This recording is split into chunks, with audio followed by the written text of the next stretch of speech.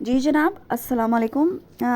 गट और इससे जुड़े बेपनाह मसाइल, बीमारियां जो कि ऑलमोस्ट आजकल हर 5 में से 4 एडल्ट्स को हैं। आप ब्लोटिंग की बात करो, gas, indigestion, constipation, leaky gut, IBS, SIBO, diarrhoea, loose motions, colitis, मुख्तलिफ मतलब बहुत सारे नाम हैं। ये सब एक्चुअली क्या हैं? ये गट इन्फ्लेमेशंस हैं। आपका पूरा जो गट सिस्टम है और जीआई ट्रैक्ट है वो फायर पर है। अच्छा जी, गट इन्फ्लेमेशंस जो होती हैं ना, वो कभी भी एक रात में या एक महीने में नहीं होती हैं, बल्कि ये सालों का नतीजा होती हैं।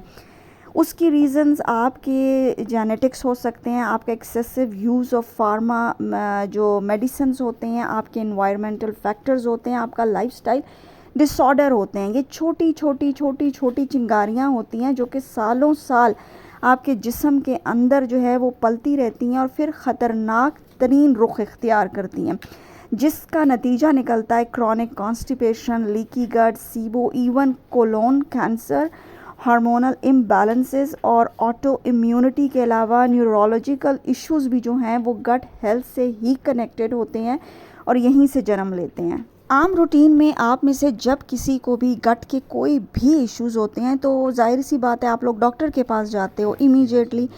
तो समटाइम्स आपको जो है वो लैब टेस्ट रेकमेंड किए जाते हैं, ठीक है, जिसमें स्टूल एनालिसिस होता है, आपके एच पाइलोरी के मुख्तलिफ गट के टेस्ट होते हैं, ठीक है। चलो सपोज़ वो नहीं कराते तो आपको क्या रेमेडीज़ दी जाती हैं? आपको इमीडिएटली ओटीसी ड्रग्स जो होते हैं, ओवर द काउंटर ड्रग्स दिए जाते हैं, आपको एंटीबायोटिक्स स्टार्ट करा दिए जाते हैं, आपको हर्बल लैक्सेटिव्स दिए जाते हैं आपकी कॉन्स्टिपेशन को रिलीव कराने के लिए, आपको प्रोबायोटिक्स दिए जाते हैं। इसके अलावा एक ओमेप्राजोल के नाम से जो एक ड्रग है, वो मुख्तलिफ ब्रांड इस वक्त पूरी दुनिया में, मुल्कों में बहुत नामों से ये मिलते हैं जो कि आपको इमीडिएट सलूशन देते हैं। और जब आप इसको लेते हो आप कहते हो वाओ बहुत आराम आ गया जी। ओमेप्राजोल मैं आपको बताऊं कि लेडीज़ के पर्सों में पड़े होते हैं, मर्दों के वॉलेट्स में पड़े हुए होते हैं, उनकी जेबों में होते हैं। मेरे सामने लोग लेते हैं, आधा घंटा लेते हैं, कोई सोने से पहले लेते हैं। क्योंकि मैं इस तरह बात क्यों कर रही हूँ इस ओमेप्राजोल के बारे में, बिकॉज़ मैंने भी ये लिए अर्ली 30s में। मैंने ये स्टार्ट किया था जब मुझे गट के इश्यूज़ हुए थे और मेरी नॉलेज नहीं थी इतनी ज़्यादा। और इसका लॉन्ग रन में जो रिज़ल्ट निकला था, अल्लाह माफ़ी दे, और जो निकलेगा, जो लोग कर रहे हैं और निकलता है, वो ये है कि ये आपके पूरे लिवर को डैमेज कर देगा, उसको जंग लगा देगा आपके लिवर को, आपका पूरा जो गट माइक्रोबायोम है वो तबाह हो जाएगा, ठीक है। और यही आपकी जो आगे जाके फ्यूचर में बहुत बड़ी बड़ी चीज़ों को जो है वो जन्म देगा और आप लोगों की क्रॉनिक बीमारियों को जन्म देगा। और वो बीमारियां आपकी हार्ट से रिलेटेड भी हो सकती हैं, आपकी ब्रेन से रिलेटेड भी हो सकती हैं, आपकी किडनी से रिलेटेड भी हो जाती हैं। आपकी बॉडी में एक्सेसिव एस्ट्रोजन और टॉक्सिटी लेवल इतना हाई हो जाता है कि आपका लिवर इस काबिल नहीं रहता कि उस एक्सेस एस्ट्रोजन को एलिमिनेट कर सके, या वो जो गंदे मवाद आपकी आंतों में गल सड़ रहे हैं, पल रहे हैं, उसका इखराज हो सके। आप लोग टॉयलेट में जाते हो, आप लोग उसको अच्छी तरह से क्लीन नहीं कर पाते अपने आप को। तो ये चीज़ें भी हैं। एक आम बंदा, जो एक आम पर्सन है, वो ये सोचेगा कि जी अगर मुझे गट की बीमारियां लग गई हैं या मुझे गट इश्यूज़ हो रहे हैं तो चलो कुछ भी फिगर आउट नहीं कर पाते, लैब टेस्ट भी क्लियर आते हैं, आपको कुछ ऐसी चीज़ें भी नहीं होती, तो आपको ये कैसे पता चलेगा कि आपको गट इन्फ्लेमेशंस हैं? देखो, सबसे पहले तो ये होगा कि आपके मूड्स बहुत लो होंगे, आपकी एनर्जी बहुत लो होगी, आपके फटीग और स्ट्रेस लेवल्स इतने हाई होंगे, एंजाइटी बहुत ज़्यादा होगी, आपकी फ़िज़िकल परफॉर्मेंस असरअंदाज करेगी, आपको वेट गेन होगा, चिड़चिड़ापन होगा। सबसे ज़्यादा आपके गट की वजह से आपको स्किन इन्फ्लेमेशंस, एक्जिमा, सोराइसिस होगी, इवन आर्थराइटिस, और ये सब चीज़ें, ये ऑटो इम्यूनिटी कहाँ से ट्रिगर होती है? 99.5% ये आपके जेनेटिक्स, आपके गट हेल्थ से रिलेटेड है, ठीक है जी। आपकी किडनी फंक्शंस जो है वो असरअंदाज होगा, आपको हार्मोनल इम्बैलेंसेस तो होंगे, आपको थायराइड डिसऑर्डर्स होंगे, आपको काफ़ी ज़्यादा आपको हाइपोथायराइड या हाइपरथायराइड के सिम्टम्स भी आ सकते हैं, ठीक है जी। इसके अलावा बहुत सारी ऐसी चीज़ें हैं, वेट गेन भी हो सकता है, बहुत सारी ऐसी चीज़ें हैं जो कि इससे कनेक्टेड होती हैं, मतलब लिस्ट चलती ही चली जाती है। बहुत सारे लोग जो मेरे से गट हेल्थ के लिए या गट हीलिंग के लिए जो कनेक्ट होते हैं, या इवन जो मैं कमेंट्स वगैरह भी पढ़ती हूँ, मुझे ये अंदाज़ा हुआ कि बहुत सारे लोगों को ये फ़िगर आउट करने में मुश्किल होती है कि हम शुरुआत कहाँ से करें, हमें गट हीलिंग के लिए शुरुआत कहाँ से करनी है। असल चीज़ ये है, देखो मुझे चाइल्ड बर्थ से ऑटो इम्यूनिटी थी, ठीक है, और ये जेनेटिकली था क्योंकि मेरे पेरेंट्स की फैमिली में था, इसलिए ऑब्वियसली मेरे में भी आया। लेकिन उसके बाद मुझे आज भी याद पड़ता है कि 4-5 साल की उम्र में भी मुझे काफ़ी ज़्यादा इश्यूज़ थे, लेकिन कभी कोई 40 साल तक क्या कोई डायग्नोस्ड ही नहीं कर पाता था पाकिस्तान में कि यार ऑटो इम्यूनिटी नाम की कोई बला, कोई वबा भी मौजूद होती है। तो बहरहाल ये था कि टाइम के साथ वो वर्स्ट होती गई। फिर फाइनली ये हुआ कि देखो गट हेल्थ की आप जब भी बात करते हो या गट हीलिंग की बात करते हो, मैं सिर्फ आपका जो आंतों का या आपके माइक्रोबायोम है ना, मैं उसकी बात नहीं करती हूँ। आपको पता है, आप जब नवाला लेते हो ना खाने का, वो जब आप चबाना शुरू करते हो, वो आपके फूड पाइप से होते हुए जब आपके स्टमक में जाता है, वो कितना एसिड प्रोड्यूस करता है, उसको डाइजेस्ट करने के लिए आपका गॉल ब्लैडर जो है, क्या वो बाइल जो है वो प्रोड्यूस कर रहा है, आपका लिवर किस तरह से फंक्शन कर रहा है। आंतों में तो छोटी और बड़ी आंत का काम तो बहुत बाद में शुरू होता है। ये प्रोसीजर आपकी बॉडी के नाफ से ऊपर के हिस्से में ये काम शुरू हो जाता है। अगर वहाँ पर गड़बड़ है, वहाँ पर अगर सही काम नहीं हो रहा, तो नीचे आके वो काम और ज़्यादा ख़राब हो जाएगा, ठीक है। अब मिसाल के तौर पर मैंने वीडियोस डाली हुई हैं, आपके स्टमक में एसिड ही नहीं है, आपका स्टमक एसिड प्रोड्यूस ही नहीं करता, तो आप खाने को ब्रेक डाउन प्रोसेस कैसे करोगे, या उसका पीएच लेवल लो है, ठीक है। इसी तरह से फ़र्ज़ करो आपका गॉल ब्लैडर रिमूव हुआ हुआ है, आपका पित्ता ही नहीं है, आपकी तो बाइल प्रोडक्शन ही नहीं होगी, तो आप किस तरह से जो फैट्स हैं अपने उनको एब्जॉर्ब करोगे, न्यूट्रिएंट्स को एब्जॉर्ब करोगे। फ़ैट बहुत सारे लोग मुझे लिखते हैं जी हम मल्टी वाइटामिन्स ले रहे हैं, हम फलाने वाइटामिन्स ले रहे हैं, हम विटामिन ए डी के ले रहे हैं, लेकिन वो हमें समझ ही नहीं आ रहा, वो एब्जॉर्ब ही नहीं हो रहा है। जब डीप मतलब मैं रूट में जाती हूँ, मैं पूछती हूँ कि आपका गॉल ब्लैडर है, वो कहते हैं नहीं जी हमारा तो 10-12 साल से गॉल ब्लैडर ही नहीं है। तो वो कहाँ से बाइल प्रोड्यूस करेगा? फैट्स को एब्जॉर्ब करने के लिए आपको बाइल की ज़रूरत होती है। तो ज़ाहिरी बात है, जब बाइल नहीं है तो आपको बाहर से बाइल लेनी पड़ेगी, ठीक है। आपको वहाँ से अपने अंदर इनकॉर्पोरेट करने की पड़ेगी, आपको अपने स्टमक का एसिड बढ़ाना पड़ेगा। समटाइम्स स्टमक का एसिड बहुत ज़्यादा हाई होता है, उसको भी लो करना पड़ता है। एसिड रिफ्लक्स होते हैं, स्टमक अल्सर्स होते हैं, आपको मैदे में ज़ख़म होते हैं, एसिडिटी होती है, ब्लोटिंग होती है।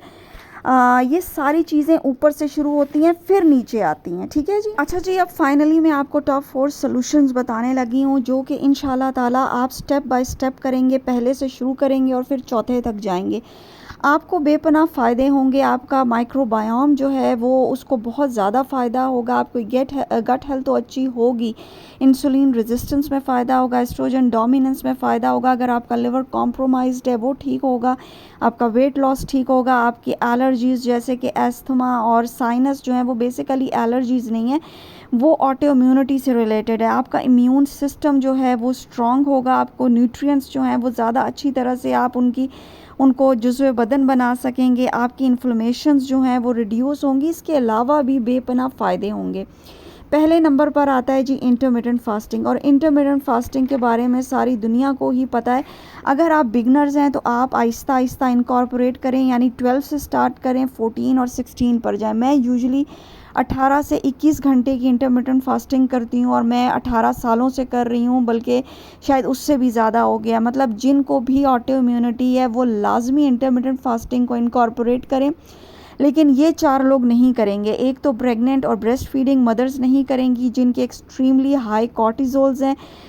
तीसरा वो जिनको हाइपर थायराइड है, और चौथा वो जो कि अंडरवेट हैं, ये लोग बिल्कुल भी इंटरमिटेंट फास्टिंग नहीं करेंगे। दूसरी चीज़ आती है आपकी फोकस डाइट, ठीक है। आपकी फोकस डाइट, आप लोग ये पैटर्न सेट करोगे कि आपको कार्निवोर, आपको लो फूड मैप, या फिर आपको हेल्दी कीटो करना है, लो कार्ब ग्लूटेन फ्री करना है। जब आप अपना पैटर्न एक सेट कर लोगे, बिकॉज आपका टारगेट होना है कि आपने कार्ब्स को या तो कट कर देना है, और अगर आप इंक्लूड करना चाहते हैं तो आप लो कार्ब और ग्लूटेन फ्री डाइट करोगे। बहुत सारे लोग लो कार्ब तो कर रहे हैं, लेकिन उसके साथ वो ग्लूटेन इनटेक करते हैं, इसलिए उनको फ़ायदा नहीं होता है, ठीक है। उसके साथ आपने फोकस्ड फूड में आपने अपने फूड सेंसिटिविटीज़ को और इंटॉलरेंसेस पे काम करना है। मतलब आपने हाई कार्ब डाइट को एलिमिनेट करना है, इन्फ्लेमेटरी ओमेगा 6 डाइट को हटाना है, आपने डेयरी प्रोडक्ट्स और डेयरी जितना भी है उस सबको एलिमिनेट करना है। अच्छा जी, इसके अलावा आपका शुगर जितना भी आपका फ्रूट कंटेंट है जैसे कि फ्रक्टोज, ग्लूकोज, इन चीज़ों को आपने हटाना है, बिकॉज़ ये कुछ भी नहीं करते हैं, ये सिंपली आपके लिवर पे जाके ग्लूकोज, फ्रक्टोज ये चिपक जाता है, ठीक है, और जिससे इंसुलिन रेजिस्टेंस और बहुत सारे मसाइल पैदा होते हैं। और मैं फूड इंटॉलरेंसेस के ऊपर या जो फूड आपके गट को तबाह कर रहे हैं ये वीडियो बना चुकी हूँ, उसको ज़रूर देखिएगा। तीसरे नंबर पर आते हैं आपके टारगेट और फोकस्ड सप्लीमेंट्स आते हैं। मैं हमेशा सप्लीमेंट्स की ही बात करती हूँ। आपने सप्लीमेंट्स में ऐसे सप्लीमेंट्स ऐड करने होते हैं जो आपके इन्फ्लेमेशंस को, आपके लिवर डिटॉक्स को, आपके डाइजेस्टिव ट्रैक को, और आपके टारगेट सप्लीमेंट्स जो कि आपके थायराइड, किडनीज़, हार्मोन्स, ऑर्गन्स, इन चीज़ों को, बोन्स को टारगेट करते हैं। शुरुआत आपने करनी है हमेशा आप लिवर डिटॉक्स से स्टार्ट करो। उसके ऊपर मैंने एक लिवर डिटॉक्स के सप्लीमेंट्स की एक वीडियो भी बनाई हुई है।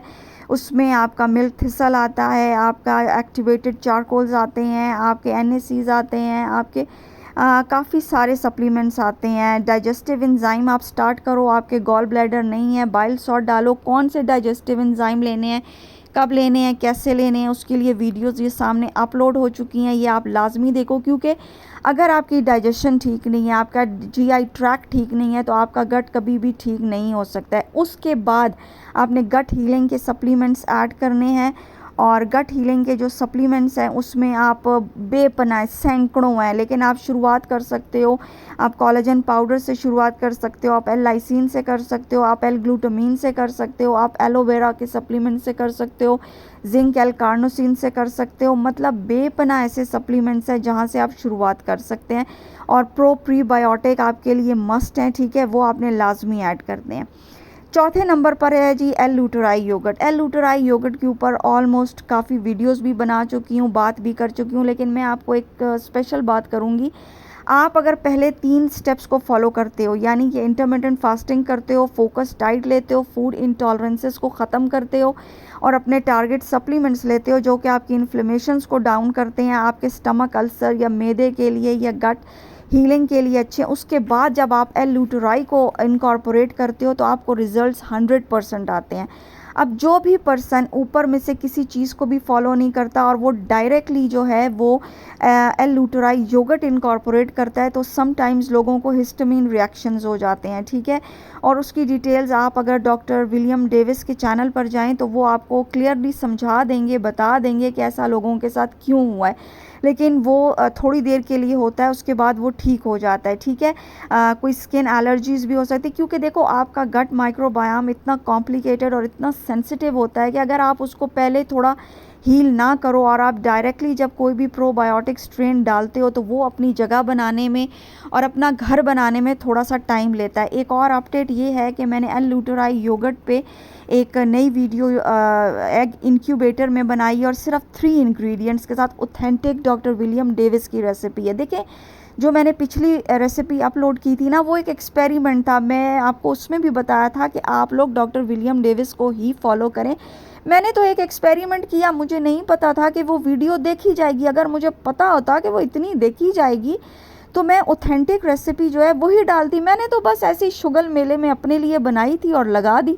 लेकिन अब जो, क्योंकि अब ऑन सीरियस नोट्स, अब जो मैं रेसिपी डालने वाली हूँ वो ऑथेंटिक रेसिपी होगी, और इसका ये सामने स्क्रीन पे आ रही है। ये मैंने एग इंक्यूबेटर में 36 आवर फर्मेंटेशन की और इसके रिज़ल्ट एक्सट्रीमली सुपर्ब हैं।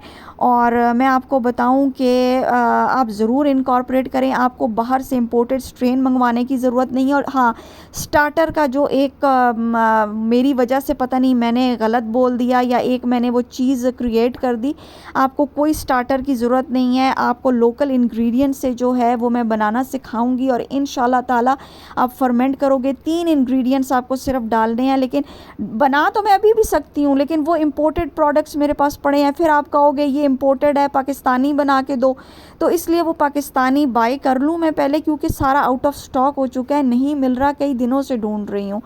तो वो जैसे ही आता है उसमें बना के दिखाऊंगी, स्टेप बाय स्टेप बना कर दिखाऊंगी। बाकी जी आप इन चारों स्टेप्स को इनकॉर्पोरेट करें। मेरी वीडियो में अगर कुछ ज़्यादा लगे या कमी बेशी रह गई हो तो उसके लिए माजरत चाहती हूँ। इंशाल्लाह सेहत ज़िंदगी रही तो फिर मिलेंगे किसी और वीडियो पे। तब तक शुक्रिया, खुदा हाफिज़, अल्लाह निगहबान।